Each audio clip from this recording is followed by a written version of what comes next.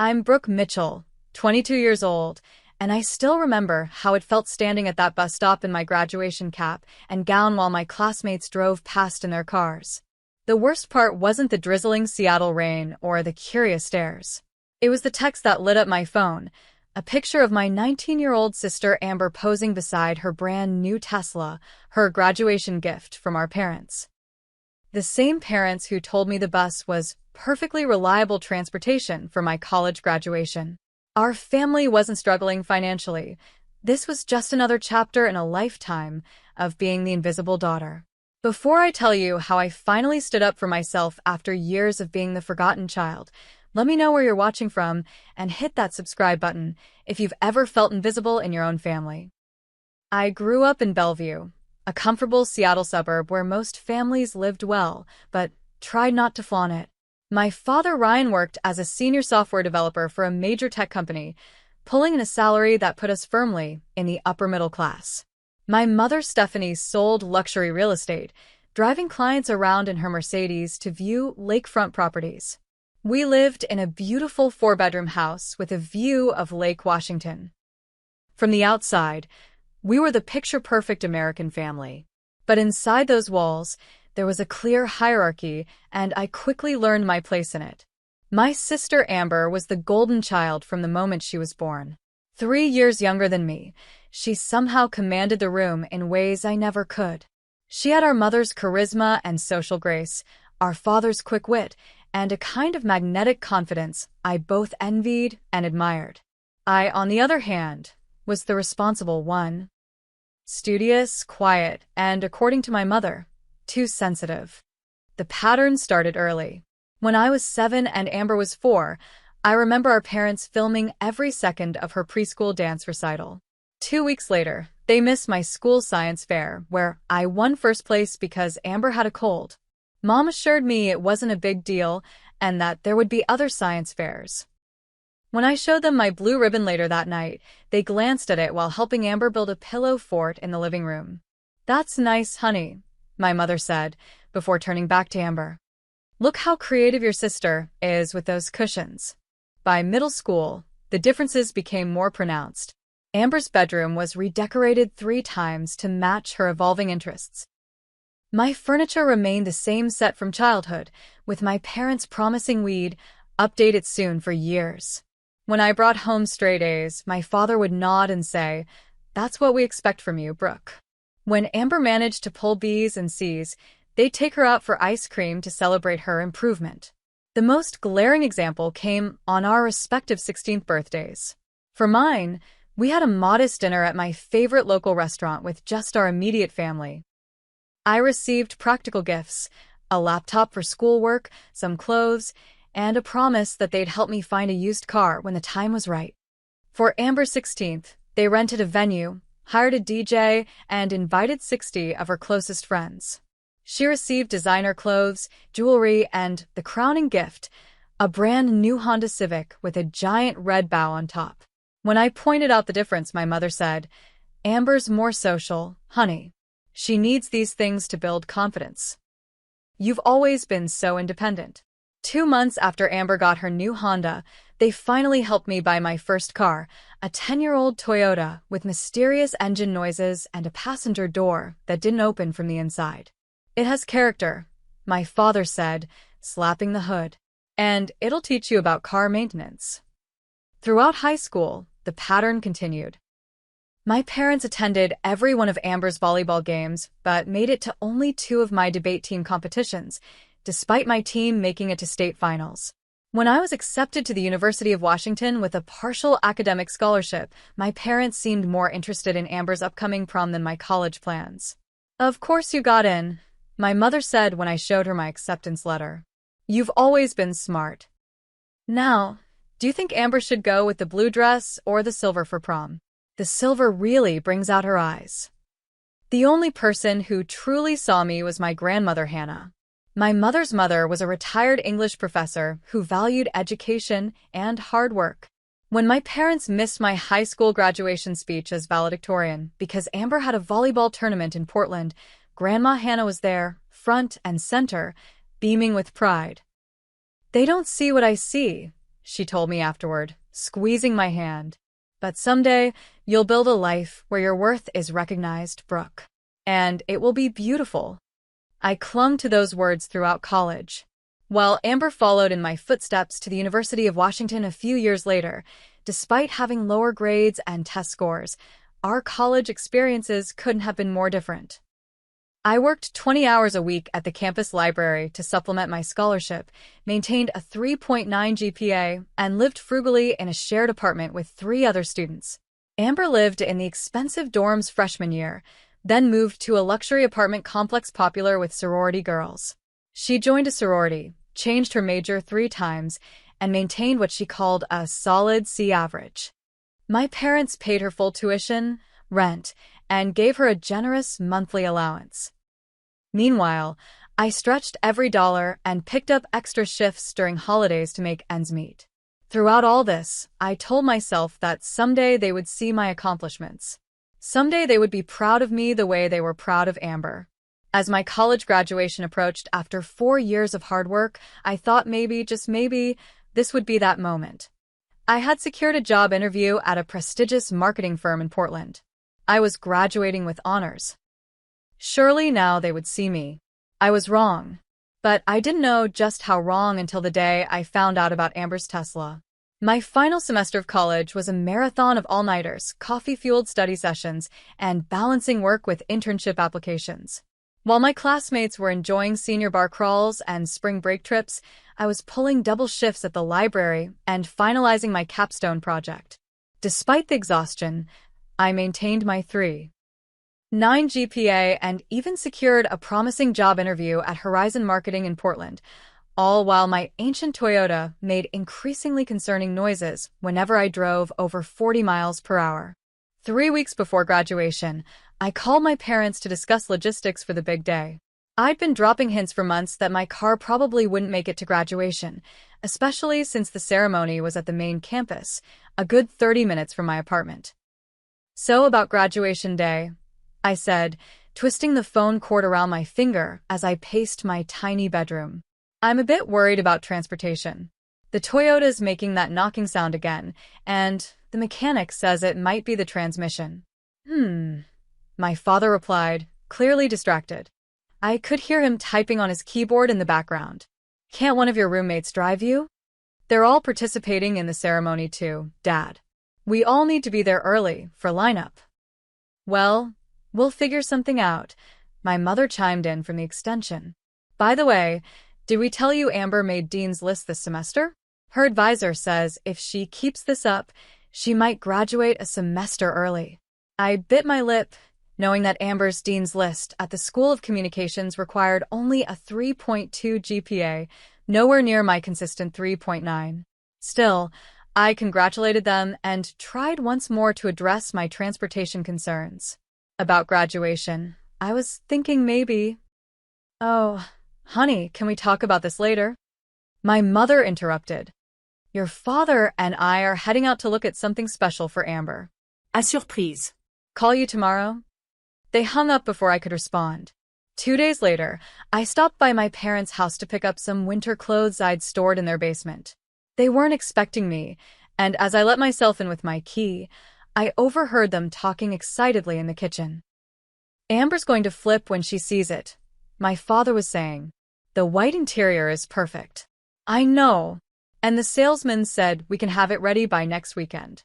Just in time for Brooke's graduation. Amber can drive it there and show everyone." I froze in the hallway, my heart pounding. "Don't you think it's a bit much for a freshman?" my father asked, though his tone suggested he'd already been convinced. "A Tesla is a serious car. Ryan, she maintained AB average this year while adjusting to college and sorority life. That deserves recognition.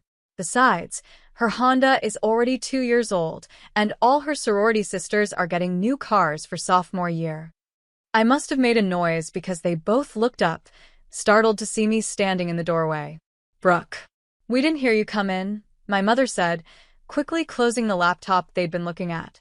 "I came to get my winter stuff," I said quietly. "What's this about a Tesla?" Before they could answer, the front door burst open and Amber bounded in, her sorority tote bag slung over one shoulder, and her blonde hair perfectly styled despite the Seattle drizzle. Mom, Dad. Guess what? Kylie's parents got her a Range Rover for sophomore year, and it's absolutely. She stopped short when she saw me.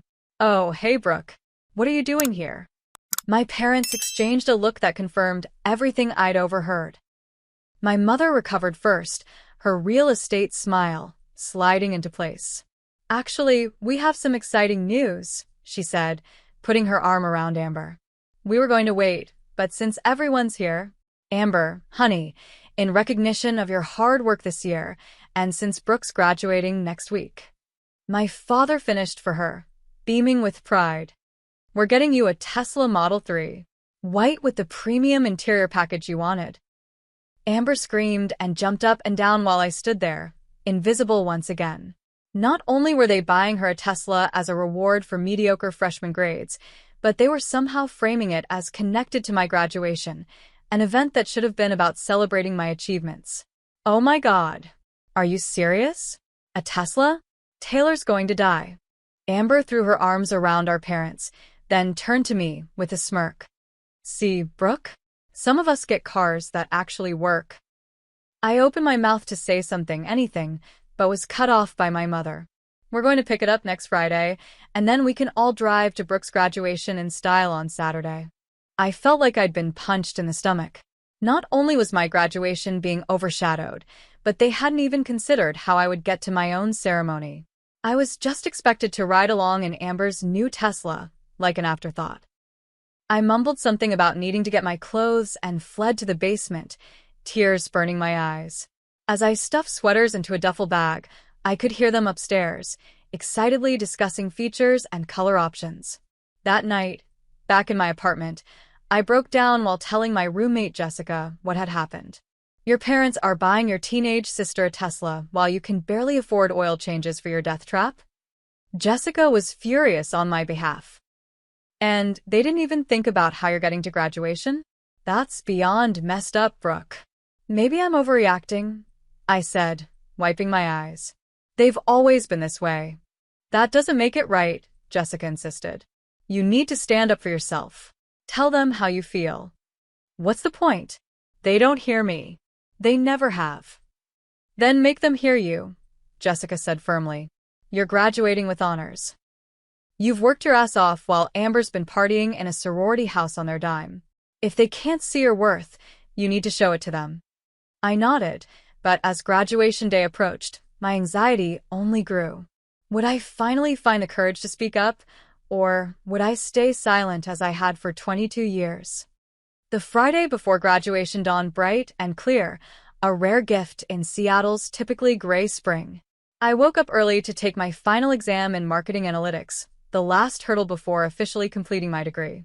Despite the knot in my stomach that had been there since discovering Amber's Tesla surprise, I managed to focus long enough to ace the exam. Finished with flying colors, I see, Professor Wilson said as I handed in my test. Not that I'd expect anything less from you, Brooke. You've been one of my most dedicated students. I smiled, grateful for the recognition. Thank you. Your class has been invaluable. After the exam, I headed to my final shift at the campus library where I'd worked throughout college. My supervisor Thomas had arranged a small goodbye gathering with the staff, complete with a card signed by everyone and a modest cake. We're really going to miss you around here, Thomas said, handing me a gift bag that contained a beautiful leather-bound journal. 4 years without a single late arrival or missed shift. You've set the bar impossibly high for your replacement. I blinked back tears, touched by the gesture. Thank you all so much. This job has been a lifeline for me. After saying my goodbyes, I checked my phone to find 3 missed calls from my mother. I called her back as I walked to my apartment. Brooke, finally, she answered on the first ring. We're at the Tesla dealership picking up Amber's car. It's absolutely stunning. White exterior with white vegan leather interior. Premium everything. That's great, I managed, swallowing the lump in my throat. About tomorrow? Yes, that's why I'm calling, she interrupted. The ceremony starts at 1 p.m., right? We'll need to leave early to find parking. Your father thinks we should get there by 11:30 to get good seats. Mom, I said firmly, I need to be there by 10 a.m. for graduate lineup. I've been trying to talk to you about transportation all week. Oh, she paused, as if this thought hadn't occurred to her. Well, we'll be busy getting Amber's car ready for its first big drive. Can't you just take the bus? There's a direct route from your apartment to campus, isn't there? I stopped walking, stunned by her casual suggestion. You want me to take the bus to my college graduation? In my cap and gown. It's just practical, honey. Everyone else will be with us in Amber's new Tesla, and there won't be room if we need to take your grandmother too. The bus is perfectly reliable transportation. The world seemed to tilt around me. Everyone else. As if I were not part of the family. As if I were some distant acquaintance who needed to find my own way to the event. You're suggesting I ride the bus to my graduation while my younger sister drives her brand new Tesla? That you bought her for no particular milestone, to my graduation ceremony. I couldn't keep the hurt and anger from my voice. Don't be dramatic, Brooke, my mother sighed. You've always been so independent. I thought you'd appreciate handling it yourself instead of relying on us to chauffeur you around. In the background, I could hear Amber and my father laughing about something completely oblivious to our conversation. I have to go, I said, my voice thick with unshed tears. Amber's special day is waiting. It's the practical solution, my mother repeated, either missing or ignoring my sarcasm. We'll see you at the ceremony tomorrow. Don't forget to wear that nice dress under your gown. I hung up and stood frozen on the sidewalk, people streaming past me on their way to Friday evening activities. A mixture of emotions washed over me: shock, hurt, anger, and finally, a strange sense of clarity. This was who my parents were. This had always been who they were. No achievement of mine would ever measure up to Amber's existence. I dialed my grandmother's number with shaking hands. Grandma Hannah? It's Brooke. There's my graduate. Her warm voice instantly provided comfort. Are you ready for tomorrow? They're making me take the bus, I blurted out, tears finally spilling over. To my own graduation. Because they're busy with Amber's new Tesla. There was a long pause before my grandmother spoke, her voice unusually hard. They did what? Through broken sobs, I explained everything: the Tesla, the transportation issue, years of being overlooked and undervalued. Oh, my darling girl, Grandma Hannah said when I finished. I wish I could say I'm surprised, but I've watched this pattern for too long. Your mother did the same thing to your Aunt Carol when they were growing up. What do I do? I asked, feeling like a lost child despite being a college graduate. You have two choices, she said firmly. You can either continue to accept their treatment, or you can start setting boundaries. Neither is easy, but only one leads to healing. I'm so tired of being invisible, I whispered. Then stop allowing them to look past you, she replied. But whatever you decide, know that I see you, Brooke. I've always seen you. And I am so tremendously proud of the woman you've become, with or without their recognition. After talking with my grandmother, I returned to my apartment and spent the evening preparing for graduation. I carefully ironed my graduation gown, polished my dress shoes, and set out the dress my mother had insisted I wear, a sensible navy blue number that wouldn't call attention to myself. As I hung up the gown, my phone pinged with a text from my childhood friend Mia. Can't wait to see you walk tomorrow. You've worked so hard for this. Let me know if you need anything at all. I stared at the message, grateful for the people who did value me. Perhaps that was the key, focusing on those who saw me rather than lamenting those who didn't. I set my alarm for 7 a.m., determined to get through graduation with dignity, even if it meant riding the bus in my cap and gown. Tomorrow would be my day, even if my family couldn't see that. And maybe, just maybe, it would also be the day I finally found my voice. The morning of graduation, I woke before my alarm, sunlight filtering through my thin curtains. For a brief, blissful moment, I felt only excitement. I was graduating today, the culmination of 4 years of hard work and determination. Then reality crashed back as I remembered I'd be taking the bus to my own ceremony. I checked my phone to find congratulatory texts from friends and a single message from my mother. Don't forget we're meeting by the main entrance at 12:30. Amber wants to take family photos with her new car. No, congratulations. No, we're proud of you. Just logistics centered around Amber and her Tesla. I took a deep breath and got ready, carefully doing my makeup and hair before putting on the navy dress and my honors cords. As I placed the cap on my head and looked in the mirror, I felt a surge of pride despite everything. I had done this. Me. Not my parents' money or connections. Just my own hard work and persistence. My roommates had already left for the ceremony, each with their own families coming to pick them up. The apartment was quiet as I gathered my things, took one last look around, and headed out to the bus stop 3 blocks away. The Seattle morning was gray and misty, a light rain starting to fall as I walked. I clutched my cap to keep it from blowing away, already feeling droplets soaking into my gown. By the time I reached the bus stop, the rain had picked up and I huddled under the small shelter, trying to keep my graduation attire dry. A car honked as it drove past, and I looked up to see classmates from my marketing program waving from inside, their families driving them to the ceremony. I forced a smile and waved back, then turned away quickly, not wanting them to stop and ask why I was at a bus stop in my cap and gown. "Graduating today, dear?" a voice asked. I turned to see an elderly woman with kind eyes sitting on the bench, an umbrella clutched in her gnarled hands. "Yes," I replied, trying to sound cheerful. "University of Washington. And you're taking the bus?" She looked surprised. "My family had other transportation arrangements," I said diplomatically. The woman studied me for a moment, then patted the seat beside her. I'm Doris. "Sit down before you get any wetter." I sat, grateful for the company and the shelter of her large umbrella. "Let me guess," Doris said. "Family drama?" I laughed despite myself. "Is it that obvious?" "Only to someone who's been there," she replied. "I graduated from nursing school in 1962. My parents didn't come because they were attending my brother's baseball game. I took 2 buses in my white uniform and cap." "How did you handle it?" I asked, suddenly eager for her wisdom. "Not well, at first," Doris admitted. "I was angry for years, but eventually I realized that their failure to see my worth didn't diminish it. It just showed their limitations, not mine." Before I could respond, the bus arrived, its brakes squealing as it pulled up to the curb. Doris insisted I board first, and the driver smiled as he saw my graduation attire. "Congratulations," he called out, refusing my fare. "It's on me today. Consider it a graduation gift."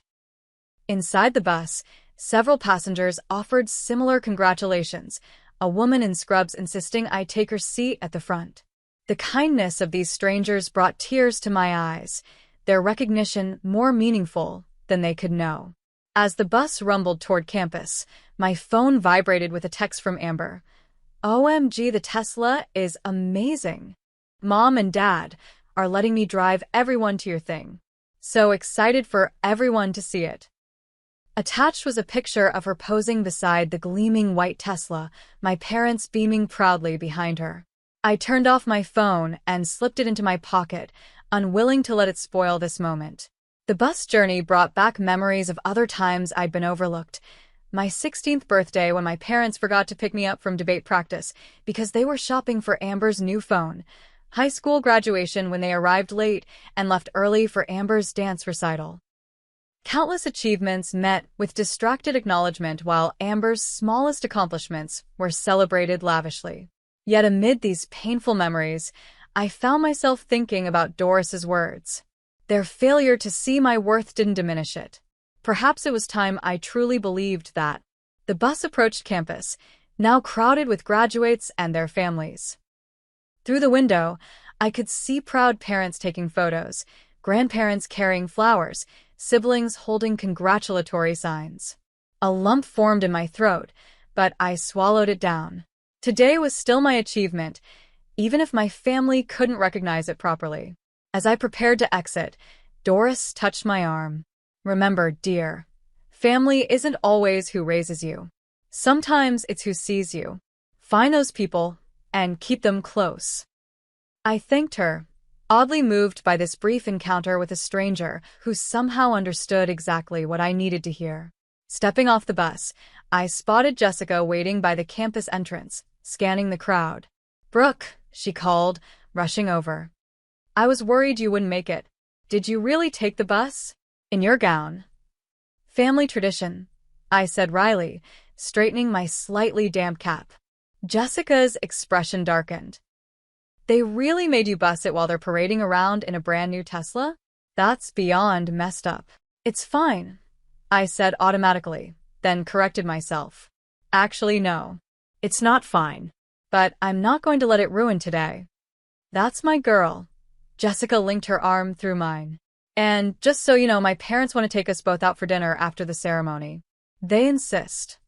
I felt a rush of gratitude for Jessica and her family, who had always made me feel welcome. "I'd like that." As we walked toward the graduate assembly area, I felt simultaneously drained and determined. The bus ride had given me time to reflect on years of inequality and overlooked achievements. But it had also shown me the kindness of strangers and reminded me that I wasn't alone, even if my own family couldn't see me clearly. "Ready to graduate?" Jessica asked as we approached the sea of black gowns and caps. "More than ready," I replied, squaring my shoulders. "It's time." The graduate assembly area buzzed with excitement as hundreds of soon-to-be alumni adjusted their caps, straightened their honors cords, and took selfies with friends. I lined up with the other marketing majors, trying to focus on the momentous occasion rather than my family situation. "Where are your folks?" asked Tyler, a classmate I'd worked with on several group projects. "My family's been texting me nonstop trying to find the right entrance." "They're coming separately," I said vaguely, adjusting my cap. "Mine too," added Zoe, another marketing major. "My parents are divorced and insisting on sitting on opposite sides of the auditorium." Everyone laughed, sharing stories of overeager parents and family quirks. I smiled along, but remained quiet, not wanting to explain that my family was late because they were showing off my sister's new Tesla, a gift they'd given her instead of helping me get to my own graduation. Through the windows of the assembly hall, I could see families streaming toward the main auditorium. My phone buzzed with a text from my mother. "Where should we park the Tesla? Is there special graduation parking?" I didn't bother responding. Let them figure it out themselves for once. As we lined up alphabetically for the procession, I caught sight of my family finally arriving, 20 minutes late, making a scene as they entered. Amber led the way in a tight white dress that matched her new car, my parents following behind her like attendants rather than the other way around. Several heads turned to watch their entrance, exactly the kind of attention Amber thrived on. The ceremony began with pomp and circumstance, playing as we marched into the auditorium. Despite everything, I felt a swell of emotion as I entered, the culmination of years of hard work embodied in this moment. The university president welcomed everyone, then introduced the commencement speaker, Dr. Eliza Chun, a renowned marketing executive and UW alumna. Dr. Chun approached the podium with confidence, surveying the graduates with a warm smile. "Today, I want to talk about something they don't teach in business classes, your intrinsic value," she began. I straightened in my seat, suddenly alert.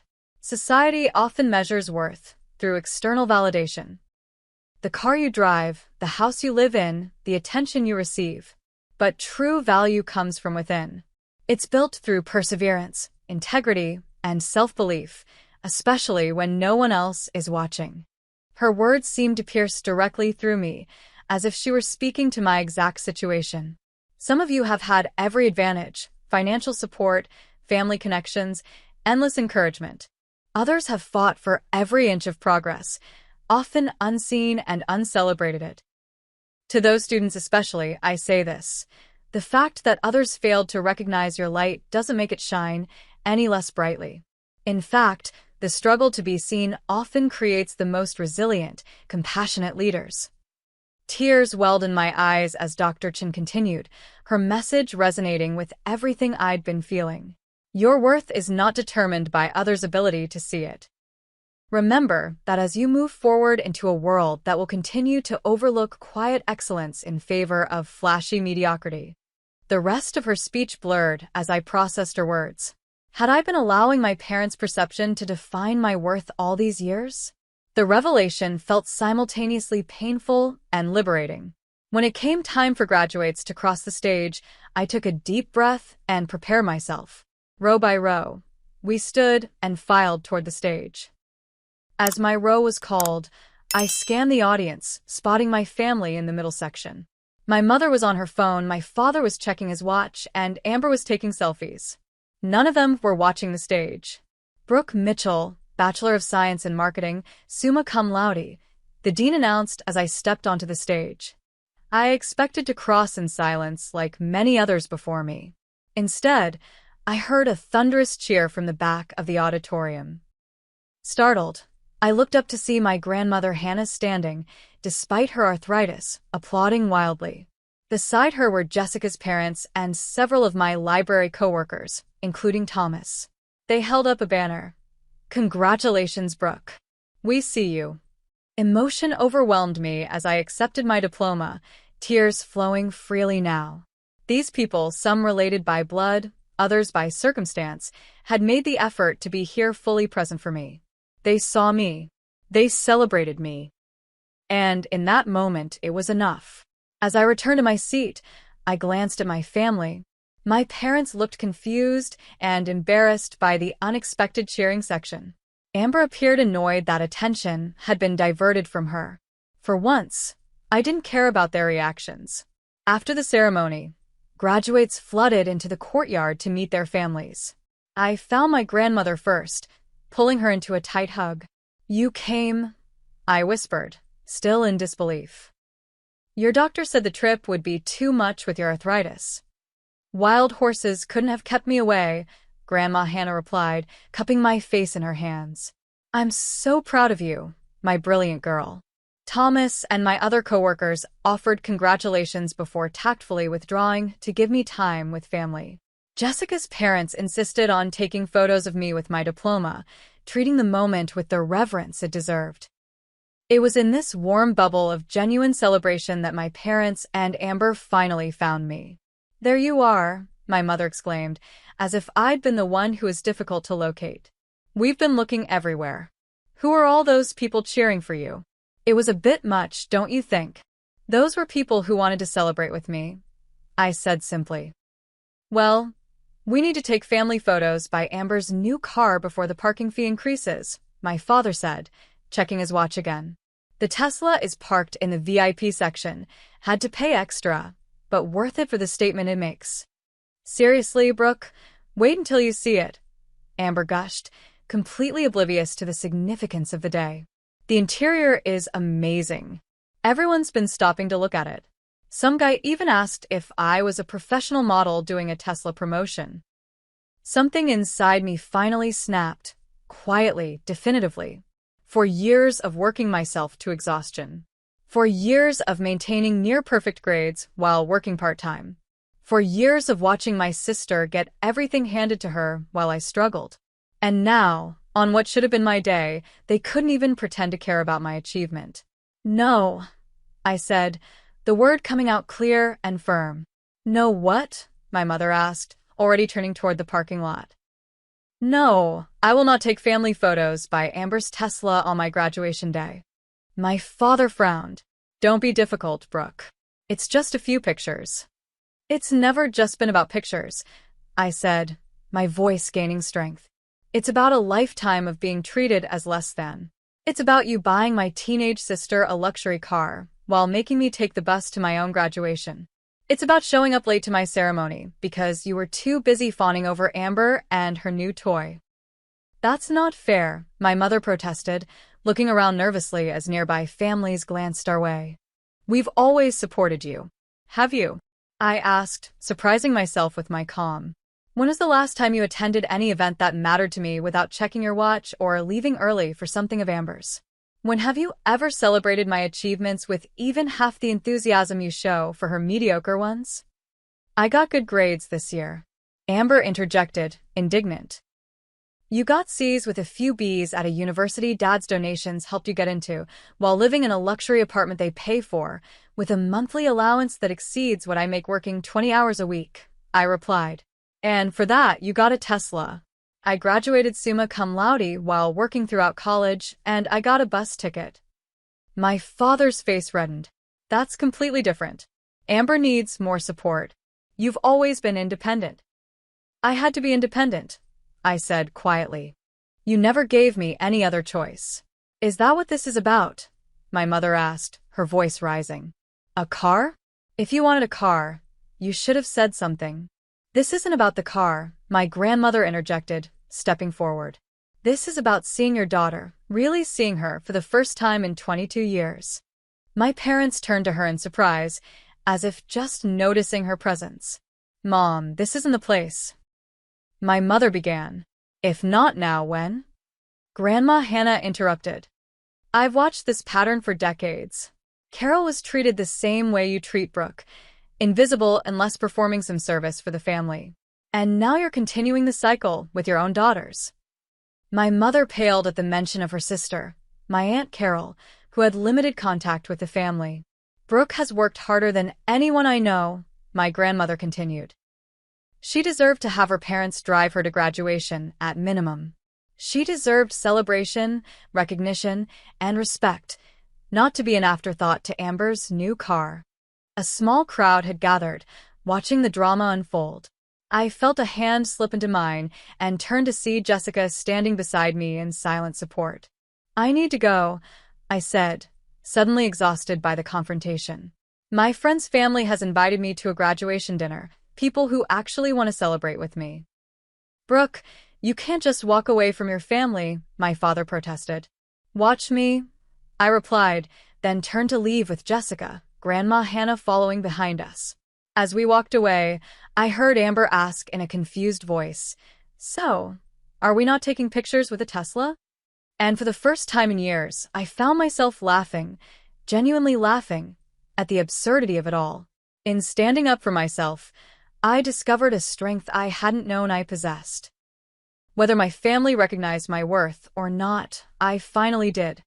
After the graduation ceremony, Jessica's parents took us to a lovely dinner at a waterfront restaurant. They ordered champagne, made heartfelt toasts to my achievement, and treated me like family. Grandma Hannah joined us, her eyes twinkling with pride every time she looked my way. For those few hours, I allowed myself to bask in the celebration I deserved. To Brooke, Jessica's father said, raising his glass, whose determination and brilliance will take her wherever she wants to go. And who finally found her voice today, Grandma Hannah added with a wink. By the time we finished dinner, my phone showed 12 missed calls and 23 text messages from my parents and Amber. I silenced it and slipped it back into my purse. Whatever crisis they were experiencing could wait until tomorrow. Today was mine. Jessica offered to let me stay at her parents' hotel, but I declined. I needed to face my apartment, and whatever awaited me there, on my own terms. Grandma Hannah squeezed my hand before getting into Jessica's parents' car. Remember, standing up for yourself isn't a one-time event, she said softly. It's a practice. Be gentle with yourself if you falter. I nodded, grateful for her wisdom, and took the bus back to my apartment. As we rounded the corner onto my street, I saw my parents' Mercedes parked outside my building. They were sitting inside, waiting. Taking a deep breath, I got off the bus and approached their car. My mother spotted me first, nudging my father, who had been dozing in the passenger seat. They scrambled out, both looking uncharacteristically disheveled. Brooke. My mother rushed toward me. We've been calling for hours. Where have you been?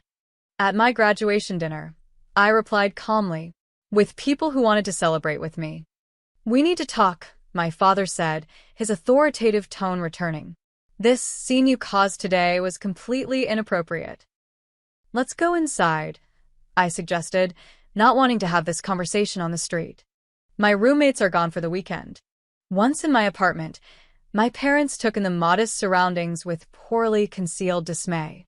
My father paced the small living room while my mother perched uncomfortably on our second-hand couch.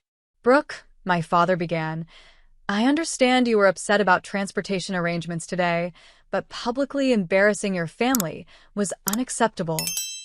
Is that what you think happened? I asked. That I was throwing a tantrum over a ride? What else could it be? My mother threw up her hands. We've given you everything. We paid for your education.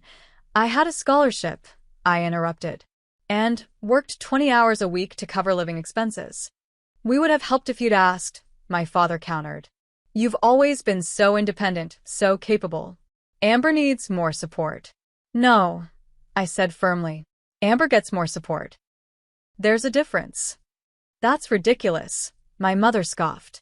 We've always treated you both fairly. Really? I walked to my bedroom and returned with a shoebox. Let me show you something. I opened the box and began laying out items on the coffee table. A birthday card from when I turned 16 with a $50 gift card inside. Next to it, a photo of Amber's 16th birthday showing her with her new Honda.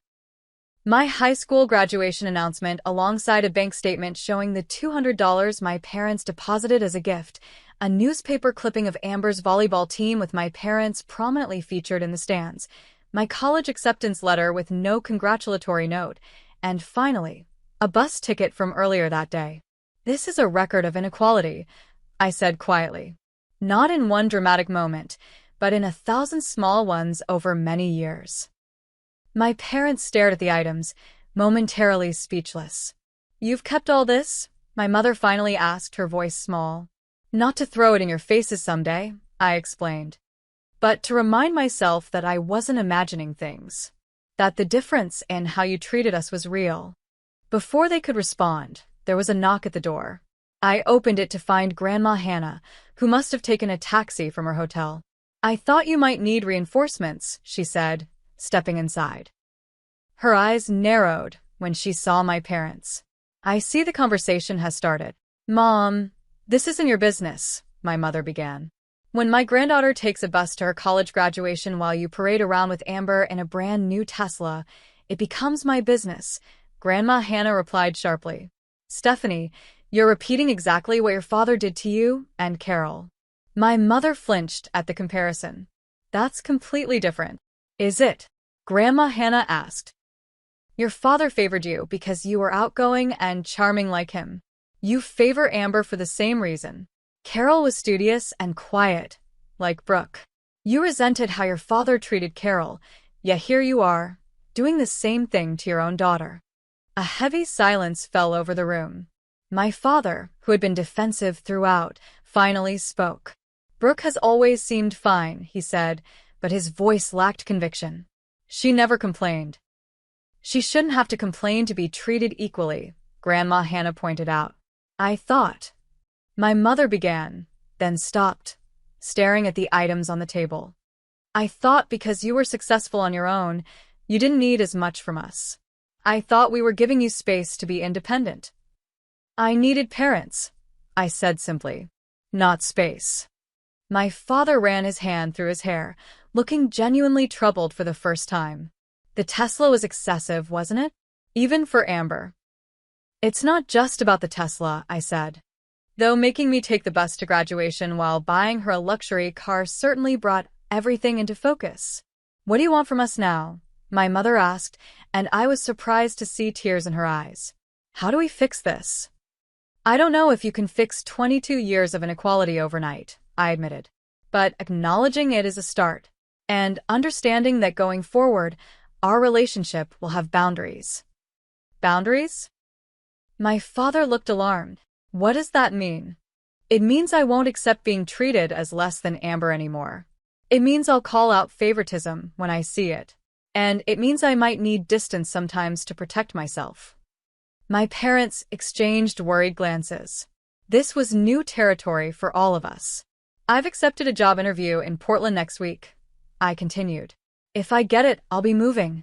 Not to punish you, but because I need a fresh start. Portland? My mother repeated. But that's 3 hours away. 3 hours is nothing if you actually want to visit, I pointed out. And there are these amazing inventions called phones that work across state lines. My father almost smiled at that. You've really thought this through. I've had years to think about it, I replied. I just never had the courage to say it out loud. We talked for another hour, moving through decades of hurt and misunderstanding. There were no perfect resolutions, no tearful group hugs like in the movies. My parents didn't suddenly transform into the perfectly supportive mother and father I'd always wanted. But there was something new in the way they listened, really listened, perhaps for the first time. As they prepared to leave, my mother hesitated at the door. "I never meant to make you feel less loved," she said softly. I think I saw too much of myself in Amber and too much of Carol in you. And I projected all my complicated feelings onto that. I know you didn't do it maliciously, I acknowledged. But impact matters more than intent. After they left, Grandma Hannah stayed a while longer, helping me process the conversation. "Do you think anything will change?" I asked her. "People can change," she said thoughtfully. "But it takes time and consistent effort. Don't expect miracles, but don't close the door on progress either." As if on cue, my phone buzzed with a text. To my surprise, it was from Amber. "Can we talk? Just us." 20 minutes later, Amber arrived at my apartment, looking uncharacteristically subdued without our parents as an audience. I heard everything, she admitted, sitting across from me at my small kitchen table. I was waiting in the car, but then I followed Mom and Dad up. I stood in the hallway listening. And I prompted when she fell silent. "And I never realized," she said, picking at her perfectly manicured nails. "I knew I got more stuff, but I don't know what I thought. That you didn't care about material things? That you were above it all somehow?" "I'm not above wanting to be valued," I said quietly. Amber nodded, looking genuinely troubled. "I've been pretty awful, haven't I?" "You were a kid responding to the dynamic our parents created," I said, surprising myself with the generosity of the statement. "We both were." "Still," she bit her lip, "I'm sorry, Brooke." And she hesitated. "I told Dad I don't want the Tesla. It feels gross now." I raised an eyebrow, genuinely shocked. "Really? Don't look so surprised," she said with a hint of her usual attitude. "I can occasionally do the right thing." We talked for another hour, awkwardly at first, then with increasing honesty. It wasn't a perfect reconciliation, too much water under that bridge, but it felt like the beginning of a different kind of relationship. One based on who we actually were, not the roles we'd been assigned in our family drama. As Amber was leaving, she turned back with unexpected vulnerability in her eyes. "Hey, if you get that job in Portland, maybe I could visit sometime? See what your life is like there." "I'd like that," I said, and meant it. Later that night, as I sat alone in my quiet apartment, my phone rang. It was Thomas from the library. "Sorry to call so late," he said. "But I just heard from my friend at Horizon Marketing in Portland. They want to interview you next week. And Brooke? They're really excited about your application." I smiled, feeling a sense of possibility opening before me. "So am I, Thomas. So am I." 1 month after graduation, I stood in my nearly empty apartment surrounded by boxes. The Portland job offer had come through, a junior marketing position at Horizon with potential for growth. The salary wasn't extraordinary, but it was enough for a modest studio apartment and a fresh start. More importantly, it was something I had earned entirely on my own merit. Jessica sat cross-legged on the floor, helping me sort through the last of my belongings. "I still can't believe you're really leaving," she said, carefully wrapping a framed photo of us from freshman year. "I can hardly believe it myself," I admitted. "But it feels right." The months since graduation had brought unexpected changes in my family dynamic.